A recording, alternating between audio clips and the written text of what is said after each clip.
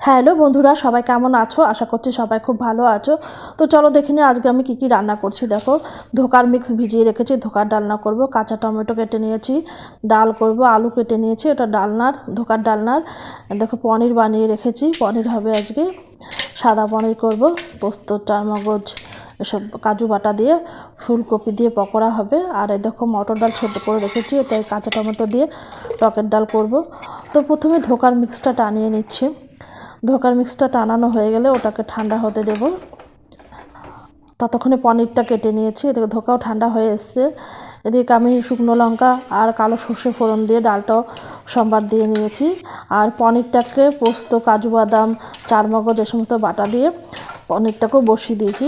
দেখো, ধোকাও কাটা হয়ে গেছে। এবার ধোকাটা ভেজে নেব ভালো করে, লাল লাল করে সুন্দর ধোকা ভেজে নিচ্ছি। এবার ধোকার ডালনা রেডি হয়ে গেছে প্রায় আমার। আর দেখো, ঝোল তৈরি হয়ে গেছে, এখন শুধু বড়াগুলো দিয়ে দিলেই হয়ে যাবে। আর দেখো, এই দেখো, আমার ডাল রান্না হয়ে গেছে, কাঁচা টমেটো দিয়ে মটর ডাল,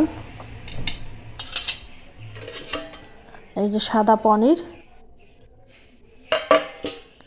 ধোকার ডালনা। আর এখন শুধু ফুলকপি পকোড়াটা হয়ে গেলেই আমার আজকের মতো রান্না কমপ্লিট। তো এই ছিল আমার আজকের রান্না। আমার রান্না তোমাদের কেমন লাগলো জানাতে ভুলবে না কিন্তু।